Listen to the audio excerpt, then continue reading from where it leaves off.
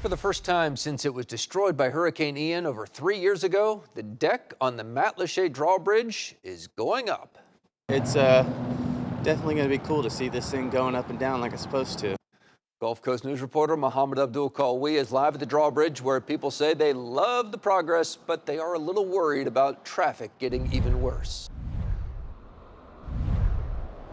Peter, we've been out here for hours, and traffic is the #1 thing that people are talking about, that they're concerned about, while Lee County works on this drawbridge. I mean, take a look at all this traffic here right behind us. Actually, no traffic behind us. Let's do a little 180 right now. So you can see traffic heading down to the Little Pine Island Bridge right now. But like as we mentioned before, we've been out here for several hours, and traffic is moving at a faster rate compared to about 5 hours ago. It was pretty much bumper to bumper. Right now, because of the test the county is doing to the bridge, you should expect delays this week.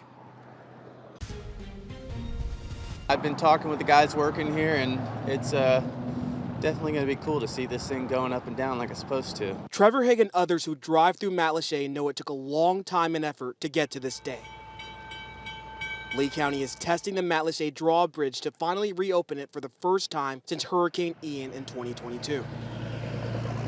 At 11:30 this morning, the county stopped traffic in both directions to lower and raise the bridge arm. And again at around 2:25.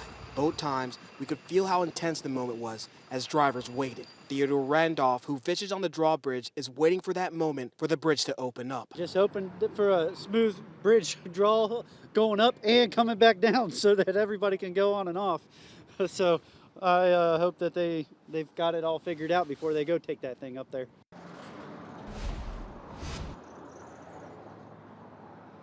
Now the county says they have to get the drawbridge back to normal because the U.S. Coast Guard ordered them to. When the testing period is over, the bridge will be opened up for 4 times a day for at least 2 months. So people are very excited for this and are patiently waiting for this to happen. So for now, reporting live here on Matlacha, I'm Abdul, Qawee, Gulf Coast News.